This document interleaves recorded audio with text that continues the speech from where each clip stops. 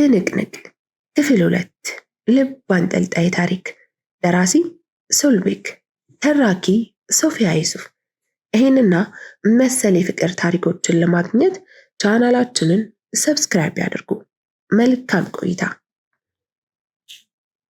ኤፊም ስለ እነሱ የቤተሰብ ሁኔታ ሊጠይቅ ፈልጎ አደራ ቤተሰብንም ጋብዙልኝ፣ ከቻላችሁ እንደውም ሰብሰብ ብላችሁ ብትመጡ ደስታው የኔ ነው ሲላቸው ትርሲት አንገቷን አቀርቅራ የእኛም ቤተሰቦች የሞቱት በልጅነታችን ነው። አባታችን ገሊላ ገና አንደኛ ክፍል ስትገባ ነው የሞተው። እናታችን ደግሞ እሱ ከሞተ ከ5 ዓመት በኋላ ነበር ብላ በያዘችው ሶፍት ሊወርድ ያለውን እንባዋን ጠራረገች። ኤፊም ገሊላም መብላታቸውን አቁመው አፍጥጠው አይኗን እያዩ በጸጥታ ያዳምጧታል። ያኔ እኔም የ10ኛ ክፍል ተማሪ ነበርኩኝ። ሁሉም ነገር ባንዴ ማዕት ሆነብኝ። በዛ ልጅነት ዕድሜ ተቋቁሜ ገሊላንና እህቷን ገነትን አስተምሬ ጥሩ ቦታ ደረስኳቸው። ገነት ከ2 ዓመት በፊት ትምህርቷን እንደጨረሰች ስራ ማግኘት አልቻለችም ነበር። ወዲያው የውጭ ፕሮሰስ ጀመረች። ከስራው ቀድሞ ይሄ ተሳካ። ወደ አረብ ሀገር ሄደች። ገሊላም ይሄው ስራ ከጀመረች 6 ወር ሆኗታል። ፈጣሪ ይመስገን። አሁን የልፋቴን ዋጋ እያየሁት ነው። ትንሽ ወንድምዬው ነው እንጂ ያስቸገረኝ፣ ሌላው እንኳን ችግር የለም። ወንድም አይደለም ከቁጥጥሬ ውጭ ሆኗል። አፈንግጦ ትንሽ ተበላሸብኝ፣ ግን ተመስገን ነው። እንደሚውልባቸው ጓደኞቹ ሱስ ምናምን አልለመደብኝም ብላ አሁንም እንባዋ መንታ መንታ ሆኖ በጉንጮቿ ላይ ሲወርድ ኤፊ አጠገቡ ያለውን ሶፍት አንስቶ አቀበላት። ትርሲትም እንባዋን እየጠራረገች የኤፊ ስልክ ጮኸ። ይቅርታ ጠይቆ ሊያናግር ወደ መጸዳጃ ቤት አመራ። ብሌን ነበር የደወለችው። እቤት ስገባ የለህም የት ሄደህ ነው ብላ አሁን እንደሚመለስና የሚቀበለው ዕቃ ኖሮ እንደወጣ ነግሯት ወደ እነ ትርሲት ሄዶ መሄድ እንዳለበትና ከቤት እንደሆነ የደወሉለት ገለጸላቸው። አስተናጋጁ ሂሳብ እንዲያመጣለት በእጅ ምልክት ሰጠው። እነ ገሊላም አብረውት ለመውጣት ሲነሱ ኤፊ ኖ እናንተ ትንሽ ተጫወቱ ሲላቸው አይ እኛም ለነገ መዘጋጀት ያለብን ነገር አለ ብንሄድ ይሻላል ብለው ተነሱ። ኤፊም ደረሰኙን ተቀብሎ አየት አደረገና ሙሉ ሂሳቡን ከነቲፑ አስቀምጦ ተያይዘው ወጡ። ልሸኛችሁ ቢላቸውም በፍጹም እኛ በታክሲ እንሄዳለን ብለው ድርቅ አሉ። ተሰናብተዋቸው ወደ መኪናው አመራ። ትርሲትና ገሊላ እህታማቾቹ ይሆኑ እንጂ የተለያየ ቤት ነው የሚኖሩት። ምክንያቱም ገሊላ ዩኒቨርሲቲ፣ ገነት አረብ ሀገር በሄዱበት ወቅት ትርሲት በሰርግ ባይሆንም ከአንድ ሰው ጋር ፍቅር ጀምራ አብራ እስከ መኖር ደርሳ ነበር። ወንድሟም ምቾት ስለማይሰጠው አብዛኛውን ጊዜ ጓደኞቹ ጋር ነበር የሚያድረው። እነ ገሊላ ይሄን ጉዳይ ከወንድማቸው ቢሰሙም ምንም ቅያሜ አላደረባቸውም። ለነሱ ብላ ያጣቸውን ሕይወት በምትወደው ወንድ ከተመለሰላት ደስታው የኛው ነው ብለው በደስታ ተቀበሏት። ያም ሆኖ ብዙ ጊዜ ከዩኒቨርሲቲ ለረፍት ወደ ቤተሰብ ሲባል እሷ ብዙ ሰበባ በማቅረብ አትመጣም ነበር። ገሊላ ከተመረቀች በኋላ አማራጭ ስላልነበራት ትርሲት ጋር ብታርፍም ምቾት ስላልተሰማት ያለ መሰልቸት ስራ አፈላልጋ በተመረቀችበት በ2 ወሯ ነበር ተከራይታ የወጣችው። አሁን የገባችበት ባንክ ቤት በቂ የሚባል ደሞዝ ስለሚከፈላት ተከራይቶ መውጣቱ ሰላም ሰጧታል። ገሊላ ስለ ትርሲት ባል የተወሰነ ነገር በ2 ወር ቆይታዋን ቢሆን ለማወቅ ችላለች። ብዙ ጥሩ ያልሆኑ ነገሮች ብታይበትም ለትርሲት ምንም ለማለት አልፈለገችም። ከገነት ጋር ግን በተዋደዋወሉበት አጋጣሚ ሁሉ ያየችውንና የሰማችውን ምንም ሳታስቀር ታጫውታታለች። እረ እንደውም አንዳንዴ የማያደር ትኩስ ጥብስ የሆነ ወሬ ከገጠማት ደውላላት ረጅም ሰዓት ያወራሉ። ገነት ገንዘብ ብዙ ጊዜ የምትልከው ለገሊላ ነው። ገሊላ የትርሲትን ሁኔታ እያየች ያስፈልጋታል በምትልበት ሰዓት ትሰጣታለች። ሁሌ የሚያበሳጫት ነገር ግን በማግስቱ ተቸግራ ብድር ከጎረቤት ትጠይቃለች። ምክንያቱም ባልየው ሱሰኛና ቁማርተኛ በመሆኑ ምክንያት ነበር። ገሊላ እንዳትሰጠው አጥብቃ ብዙ ጊዜ ብትጠይቃትም እሺ ብላ ነገም እዛው ናት። ያም ሆኖ ግን አንድም ቀን እንድትተወው ሐሳብ ሰንዝራላት አታውቅም። ትርሲትና ገሊላ የጎደለውን ሆዳቸውን ስለሞሉ በዛው የውበት መጠበቂያ ሳሎን አመሩ። ፀጉራቸውንም ጥፍራቸውንም እየተሰሩ በመሃል እዛው አገልግሎቱን ለመጠቀም የመጣች አንዲት ቀላ ያለች ከወገቧ በታች ዳሌዋ ሰፋ ያለ የተስተካከለ ተክለ ሰውነት ያላት አንዲት መልከ መልካም ሴት በምትኖርበት አካባቢ ስላለች አንዲት ባለትዳር ሴት አንስተው የልጅቷ የግል የህይወት ታሪክ ትልቅ የመወያያ አጀንዳ ሆኖ ቀረበ። እኔ የምለው ግን ቆይ ለምንድን ነው እኛ ኢትዮጵያውያኖች ስንባል ያልበላንን የምናከው? ስለማናኖራቸው ሰዎች ቤተሰቦች አብዝተን የምንጨነቀው ለምን የእኛን ህይወት ብቻ አንኖርም? እያለች ትርሲት በትዝብት ግራና ቀኝ የሚያወሩትን ሰዎች በመመልከት በተመስጦ ታዳምጣለች። ገሊላ እንደ ወትሮው ኤርፎኗን በጆሮዋ ላይ ሰክታ የተለያዩ የሀገር ውስጥና የባህር ማዶ ሙዚቃዎችን እያዳመጠች ነው። ከሷ የሆነ ምላሽ ቢጠብቁም እሷ ግን ስለ ሰው ቢወራ መስማትም ሆነ ተባብሮ ማማት አትወድም። ሙዚቃው የውበት ሳሎን ውስጥ ላለው ሰው ሁሉ እንዲሰማ የተከፈተ እስኪመስል አልፎ ይሰማል። የሚኪያስ ቸርነት የኔ ድሃ የሚለው እያለ ያቀነቅናል። ከገነት ጋር የጠበቀ ግንኙነትና የተለየ ፍቅር አላቸው። ትምህርት ቤት ሳይቀር አብረው ነበር የሚሄዱትና የሚመጡት። ገነት የ2 ዓመት ታላቋ ብትሆንም ሁለቱም ትርሲትን እንደ እናታቸው ነው የሚያዋት። ገነት ስትሄድ የተላቀሱትን ለቅሶ የሰፈሩ ሰው ሳይቀር አይረሳውም። ይህን ዘፈን ስትሰማ ሁል ጊዜ አይኗን ትጨፍናለች። የመጨፈኗ ምክንያት እንባ ስለሚተናነቃት ነው። ብዙ ጊዜ አልጋ ውስጥ ስትገባና የፀጉር ቤት ካስክ ውስጥ ስትሆን ብቻ ነው የምታዳምጠው። ለሷም አይኗን መጨፈኗ እንባዋን ከመቆጣጠር በዘለለ በተመስጦ የናፈቀቻትን እህቷን የልጅነት ጣፋጭ ጊዜ ማስታወሻ ጥሩ ጊዜ ስለሚሆንላት አይኗን ለመጨፈን ሁሌም ትጓጓለች። ዛሬም አይኗን ጨፍና የምትወዳትን እህቷ ጋር የሚያደርሳትን መርከብ ተሳፍራለች። ፀጉር ቤቱ በሴቶች ጫጫታና ፌሽታ ሞቅ ብሏል። የሚያወሩለትና በረፍት አልባ ንትርክ የሚነታረኩበት ታሪክ እንዲህ ነው።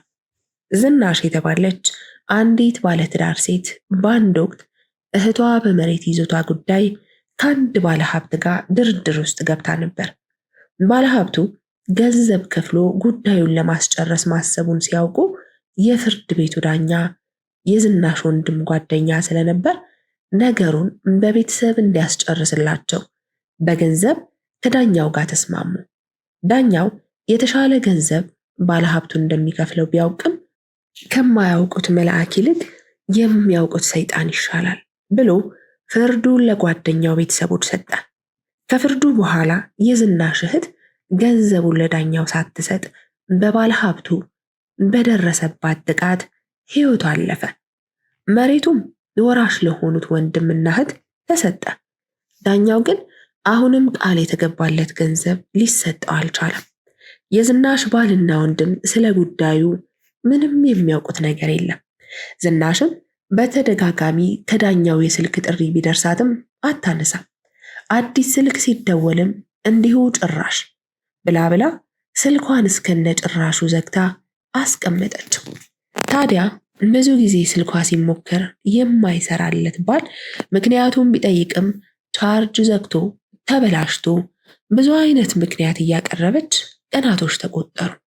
አሳፋሪ ተግባሩ እንዳይታወቅበት ለብዙ ወራት ከጓደኛው የደበቀው ሚስጥር በአንድ ጀንበር ለወንድሙ አረዳው። ወንድምየውም ጉዳዩን ሲያውቅ በጓደኛው ስራ ቢያፍርም ገንዘቡን ግን ካልሰጠኝ የከፋ ነገር ማድረሱ አይቀርም በሚል ስጋት አደረበት። የይሰጠው ጥያቄ ይዞ ወደ እህቱ ቤት ይሄዳል። ባል ያለማወቁን ያልተረዳው ወንድም ጉዳዩን ሁለቱም በተገኙበት ይጠይቃል። ባልም በእጅጉ በመበሳጨት ዝናሽን ለምን እንደነገረችው ይጠይቃታል። ቢጠይቃትም ሐሰት እንደሆነና ምንም አይነት ዕዳ እንደሌለባት እየማለች ትነግረዋለች። ባልም እንደዛ ቢሆን የሚሻልሽ ብሎ በንዴት የቀላ ፊቱን እያሻሸ ከወንበሩ ተነሳ። ወንድምየው ላይ ጮኸ። አጭበርባሪ! ገንዘብ ፈልገህ ነው የማይመስል ወሬ የምታወራው። ብዙ ነገሮችን ታግሼ ኖሬያለሁኝ። ከዛሬ ነገ ሰው ትሆናለህ ብዬ ጠበቅኩኝ። ስራ ያዝ፣ ተለወጥ ባልኩኝ ምላሽ ይሄ ነው? በጣም ጥሩ። እቤቴ ድርሽ እንዳትል በፍጹም ላይህ አልፈልግም ብሎ ከቤት ያባርረዋል። ይሄን የሰማ ወንድም ወዲያው ለጓደኛው ስለ ጉዳዩ ተናግሮ ጊዜ እንዲሰጣቸው ጠየቀ። ዳኛውም ላንተ ለጓደኛዬ ብዬ ነው እስካሁንም የታገስኳት። ግብ ግብ መፍጠሩ ካዋጣት ሜዳው ለፍልሚያ ክፍት ነው አለ ከተቀመጠበት የቢሮ ተሽከርካሪ ወንበር ላይ እየተንፈላሰሰ። የሳምንት ጊዜ ብቻ እንዲሰጠው ጠይቆ ስልኩ ተዘጋ። አሁን ላይ የሚኖረው ፍርድ ቤቱ በወሰነላቸው መሬት ላይ በተገነባ 2 ክፍል ቤት ውስጥ ነው። አግብታ ትውጣ እንጂ እህቱም እኩል ድርሻ አላት። ለራሱ የሚሆነውን የቀን ወጪ መሸፈኛ ካልሆነ በስተቀር መንገድ ላይ ዳቦ መግዣ ብሎ አንድ ሕፃን ልጅ ቢጠይቀው እንኳ የሚሰጠው ቢሳቢስት የሌለው መናጢ ድሃ ነው። ገንዘብ ካገኘ ከጓደኞቹ ጋር ይመገባል።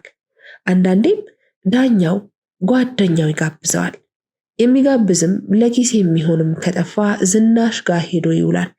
ዛሬ ግን ከጓደኛውም ከእህቱም ጋር የሚያቆራርጥ ትልቅ የቤተሰብ ጉዳይ ባልተጠበቀ መንገድ ሲሰማ ለራሱም ከበደው። ቦታው 2 ክፍል ቤት ይሰራበት እንጂ ትልቅ መሬት ነው። የዝናሽ ባል ሆቴል ሊከፍትበት እንዳሰበም ያውቃል። የሱ ስለ ጉዳዩ አለማወቅ ተጨምሮ ብዙ አስጨነቀው። ነገ ባለቤቷ ወደ ስራ ሲሄድ ጠብቆ ሊያወራት ወስኖ ወደ ቤቷ አመራ። በማግስቱ ወደ ዝናሽ ቤት ባልየው በሌለበት ሰዓት ጠብቆ ሄደ። በሩን ሲያንኳኳ የቤቱ ጥበቃ ከፍቶ አስገባው። ወዲያውም እንደገባ ከዝናሽ ጋር አይን ላይን ተፋጠጡ። ውጣልኝ! ምን ቀረህ ብለህ የመጣኸው? ደግመህ ቤቴን ለመርገጥ የበቃኸው? አንድ ነገር ብቻ ነው የማስጠነቅቅሽ። ትሰሚኛለሽ? ቅሌትሽን ከመከናነብሽ በፊት እንደ ውሻ እያባረረ ከቤቱ ያስወጣኝን ባልሽ አንቺንም ከጫማው ስር እያንከባለለ እንደ ተራ የተነፈሰ ጎማ እየነዳ ከዚህ ቤት ሳያሽቀነጥርሽ የጓደኛዬን ገንዘብ መልሺ፣ ከህግ ባለሙያም ጋር ግብ ግብ መፍጠር አደጋው የከፋ ነው ብሎ ከቲቪው አጠገብ ካለው ሶፋ ላይ ዝርፍጥ አለ። ትሰማኛለህ? ኦኦ ብዬ ሀገር ሳልሰበስብብህ በክብር ቤት ይለቀህ ውጣ። እሺ? ግን ይጸጽትሻል። ሁሉንም ነገር ባልሽ እንዲያውቅ አደርጋለሁ። ከዛ ከፍ ያለ ነገር እና የመረረ ነገር ካማረሽ ደግሞ ዳኛው የሚያመጣብሽን ችግር እንደ ጽዋ ትቀበያለሽ። ለማንኛውም ግን ውሳኔውን እንድታሳውቂ እጠብቅሻለሁ። ነገሮችን በቀላሉ ለማስተካከል ስልክሽን ክፍት አድርጊው፣ ያለዛ ቤትሽ መመላለሴ የማይቀር ነው። ይህን የምልሽ ላንቺ ብዬ ነው። እናም መሬቱ የጋራ ንብረታችን ስለሆነ ሌላም ካስፈለገ እህቴ ስለሆንሽ ብሎ ሁለቱንም እጆችን በለበሰው ሱሪ ኪስ ውስጥ ከቶ ሳሎኑ ላይ መንጎማለል ጀመረ። ዝናሽ በጣም ተበሳጭታ የእህቴን ገዳይ እሰይ ደግ አደረክ ብሎ ነፃ ለቀቀው። አንድ ስግብግብ አውሬ ገንዘብ ስጮ ብለህ ስትል ትንሽ አታፍር አለችው በሁለቱም እጆቿ ጭንቅላቷን ይዛ። እኔ በሳት መጫወት አልወድም ውዷ እህቴ፣ የሃና ሞት ሳይሰማኝ ቀርቶ አይደለም እንዲህ እያልኩሽ ያለሁት፣ ግን ምንም ማስረጃ በሌለበት ሰውን መወንጀል፣ ዝም ብሎ መጮህ ትርፉ ጉንጭም ማልፋት ነው። ታውቂያለሽ፣ ባልሽ ደግሞ መምጣቴን ካወቀ ምን እንደሚፈጠር። በይ ደህና ሁኚ፣ ለጥበቃሽ የሆነ ነገር አጉርሽው፣ ያለዛ ወንፊት ነገር ነው፣ ደህና አድርጎ ይነዛልሻል በማለት ቤቱን ለቆ ወጣ። ዝናሽ ባለችበት ደርቃ ቀረች። ሃናን ማጣቷ ጎድቷታል። ገዳዩ ባለሀብቱ መሆኑን እርግጠኛ ብትሆንም ለነሱ እንዳደረገው ከባለሀብቱ ገንዘብ ተቀብሎ ነፃ እንዲወጣ ማድረጉ ያንገሸግሻታል። ይሄ ታሪክ ነው። በውበት መጠበቂያው ሳሎን ውስጥ አንስተው የኔ የሚሉትን ሐሳብ የሚሰነዝሩበት። ታዲያ ግማሹ ብዙ ነገሮቿን ነው የምታጣው፣ ብሩን ባልየው ሳያቅ ትስጠው ሲሉ፣ ግማሹ አይ ምንም አያመጣም መስጠት የለባትም ይላሉ። የተቀሩት ደግሞ እህቱን ባለሀብቱ ሳይሆን እሱን የገደላት እንዴት የሰው ሕይወት በገንዘብ ይቀየራል የሚሉ በጣም ብዙ ሐሳቦችና ትችቶች በዛ የውበት ሳሎኖች ውስጥ ተስተናገዱ። በቃ ሴቶች ሲሰበሰቡ ስለበደሏቸው ወንዶች፣ የተሻለ ሕይወት ስላላቸው ሴቶች፣ ዲቪ ደርሶት ባሏ ስለወሰዳት አንዲት ሴት፣ ስለ አረብ ሀገር፣ ኧረ ምኑ ቅጡ። ብቻ ሰው ማማት እንዲህ አደረገ እንዲህ ሆነ ብሎ ሰዎችን ማብጠልጠል። ይህ ሁሉ እያሉ ሰዓቱ ነጎደ። ትርሲት ቀና ብላ ግድግዳው ላይ ያለውን ሰዓት ተመለከተችው። ስትመለከት ሞቶ የተነሳ የቅርብ ዘመዷን ያየች ነው የምትመስለው። ሳታስበው ወይኔ ጉዴ ብላ ከወንበሯ ተነሳች። በውበት ሳሎን ውስጥ የነበሩት ሁሉም ሴቶች አይኗን እሷ ላይ ያሳረፉ። ስታያቸው መልሳ እንደ ማፈር ብላ ቁጭ አለች። ገሊላም በሹክሹክታ ምን ሆነሽ ነው ስትላት፣ ታዴ ቀድሞኝ ከገባ አለቀልኝ አለቻት። ገሊላም ደውይለታ ታዲያ ፀጉር ቤት ነኝ በይው። አይ ይቅርብኝ፣ አንድ ፊቱን ኩርፊያውን እና ግልምጫውን መቻል ነው ካልሽ እሺ ምን ይደረጋል ብላ የውሸት ፈገግታ አሳይታ ወደ ጥፍር ስራዋ ተመለሰች። ኤፊ ለሰርጉ የሚያስፈልጉትን ነገሮች ሁሉ አዘገጃጅቶ ጨርሶ አልጋው ላይ ጋደም አለ። ስለ ቀጣይ ህይወቱ እያሰበ ነው። ከልጅነት ጀምሮ እንደ አባት ያሳደጋት ብሌን የራሷን ጎጆ ብላ ልትጀምር ነው። ለደቂቃ ከአይኑ እንድትጠፋ የማይፈልገው ኤፊ አሁን የለመደው በእህቱ እጅ የበሰለ ምግብ መብላት፣ ስራ ውሎ ሲመለስ በፈገግታ የሚቀበለው ፊት፣ የሚያምርበትን ልብስ መርጦ የሚያለብሰው ሰው ካጠገቡ ሊርቀው መሆኑን እያሰበ እንባ ከአይኖቹ ወርደው ወደ ጆሮ ዘለቁ። ከገባበት ሐሳብ አንድ የስልክ ጥሪ ያነቃው። ጓደኛው ሄኖክ ነው። ከአልጋው ላይ ብድግ ብሎ ጉሮሮውን ከጠራረገ በኋላ ሄኖኬ የት ጠፍተህ ነው እባክህ? ኧረ እባክህ እዚች ዕቃ ጋር ተቀብዬ እመጣለሁ ብለህ በዛው ትቀራለህ እንዴ ብሎ ቆጣ አለ። ምን እባክህ ልጆች አገኘሁና ሻይ ቡና ስንል አመሸን። አንተ አታድርም ነበር እንዴ? ነገ በጠዋት እመጣለሁ። ወከባው ይረብሸኛል። ሰላማዊ እንቅልፌን እቤቴ ባጣጥማት ይሻለኛል። በቃ እሺ፣ እኔም በጣም ደክሞኛል ልተኛ ነው። ደህና ደር። እሺ በቃ ደህና ደር ተባብለው ስልኩ እንደተዘጋ አንድ ድምፅ ሰማ። የመኝታ ጋውኑን ደረብ አደረገና ወደ ብሌን መኝታ ክፍል አመራ። ብሌን ክፍሏ ውስጥ ባለው ፒያኖ አሪፍ ለስለስ ያለ ሙዚቃ እየተጫወተች አይኗን ጨፍና ሌላ ዓለም ውስጥ ገብታለች። ኤፊ በዝግታ በሩን ከፍቶ ወደ ውስጥ በመዝለቅ ከጀርባዋ ቆሞ ማዳመጥ ቀጠለ። ሆዴ አባውን ሆኖበት ሳያስበው እንባው ከሁለቱም አይኖቹ ወደ መሬት ጠብ አለ። ወዲያው ብሌን ጨዋታዋን ጨረሰች። መጨረሷን የተረዳው ኤፊ ሞቅ ያለ ጭብጨባ ያለ ማቋረጥ አጨበጨበላት። ያልጠበቀችው ነገር የሆነባት ብሌን አፏን ይዛ በደስታ እየተፍለቀለቀች መቼ ነው የመጣኸው? እንዴት ስትገባ አልሰማሁም ብላ ሄዳ አቀፈችው። ኤፊ ቁመቱ ረጅም ነው። ትከሻው ጋር ስለማትደርስ ወገቡን በሁለቱም እጆቿ አጥብቃ እቅፍ አደረገችው። ደረቱ ላይ ተለጠፈች። ለምንድን ነው የምታለቅሰው አለችው። ኤፊም ደስታ ነው ውዴ፣ ደስታ ነው። የልጅነታችንን ጊዜ እያሰብኩ ነው። አሁንማ ትልቅ ልጅ ሆነሽልኛል፣ ያውም ጎበዝና አስተዋይ ልጅ። ባባና ማማ ይሄን አይተው ቢሆን የሞቱት አይቆጨኝም ነበር። የኔ ውድ በጣም ቆንጆ ሙዚቃ ነው የተጫወትሽው። ነገ ለሁሉም እንግዶቻችን እንደምትጋብዣቸው ቃል ግቢልኝ ብሎ እጁን ዘረጋላት። እሷ አይ አይ አይሆንም ብላ ወደ አልጋዋ መራች። ኤፊም እንዴ ለምንድን ነው የማይሆነው? ለምን አይሆንማ መብቴ መሰለኝ ብላ አንዱን ትራስ አንስታ ስትደገፈው ከመቼ ጀምሮ ነው የምልሽን ነገር እምቢ ማለት የጀመርሽው? ተናገሪ ብሎ በሌላኛው ትራስ መደብደቡን ቀጠለ። ብሌንም ኤፊ ስርዓት ያዝ፣ በቃ መብቴ ነው እያለች የአቅሟን ከትራሱ ምት ለመሸሽ ጥረት ማድረግ ቀጠለች።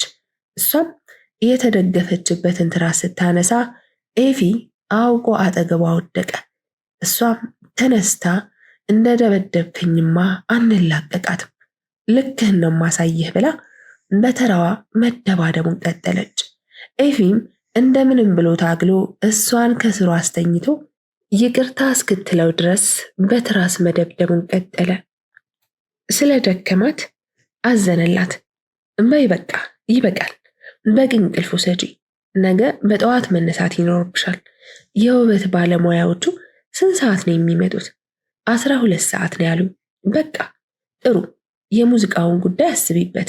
መልካም አዳር፣ ቻው ብሎ ጉንጯን ስሟት ወደ ክፍሉ አመራ። ወዲያው ለትርሲት ደውሎ ዕቃው መድረስና አለመድረሱን ሲጠይቃት ገና ከፀጉር ቤት እየወጡ እንደሆነና ካመጡትም ባልየው እንደሚቀበላቸው ምንም ሐሳብ እንዳይገባው ገልጻ ስልኩ ተዘጋ።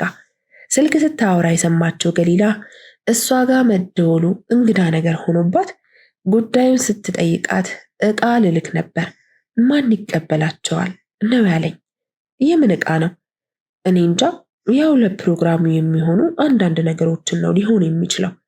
እሱማ አዎ፣ ግን ብላ አንቺ ጋር እንዴት ደወለ ልትላት አለችና ተወቹ። ትርሲት ግን ምን ብላ ፈጠጠችባት። ምናልባት ስጦታውን ገዝቶት ይሆን እንዴ ስትላት ትርሲት ደንገጥ ብላ አይ አይመስለኝም፣ ካወራሩ የሆነ ተራ ነገር ነው የሚመስለው በማለት ወሬውን ገታ አደረገችው። ወዲያው 22 የሚል ታክሲ ሲመጣ ገሊላ ትርሲትን ልትሰናበት ወደ ጉንጯ ስትጠጋ እንዴ ነይ እንጂ አብረን እንሂድ አለቻት። ገሊላማ ያንን ሰውዬ ላለማየት አዳሯን ታክሲ ቆማ ብትጠብቅ ትመርጣለች። እምቢ አሻፈረኝ ስትላት ትርሲትም ምናልባት ስጦታውን ካመጡት እንዳታየው ብላ በማሰብ እሽታዋን ገልጻ ነገ ጠዋት ሊገናኙ ተነጋግረው ተለያዩ። ከ45 ደቂቃ በኋላ የአየር ጤና ታክሲ አግኝታ ጉዞዋን ጀመረች። ከደቂቃዎች በኋላ ትርሲት ደውላ ማግኘቷን ጠየቀቻት። እሷም አሁን አገኘሁ ስትል መለሰችላት። ትርሲትም እሺ በይ ቻው፣ ደህና ደሪ፣ እኔም ወደ ውስጥ እየገባሁ ነው ተባብለው ስልኩ እንደተዘጋ ትርሲት የቤቷ መግቢያ ቅያስ ጋር ስትደርስ በጣም ጨለማ ነው። ወደ ውስጥ መዝለቅ አስፈርቷት ለታዴ ደወለች፣ ግን ስልኩ አይሰራም። አማራጭ አልነበራትም። የእጅ ቦርሳዋን የሙጥኝ ታቅፋ እየፈራች መራመድ ቀጠለች።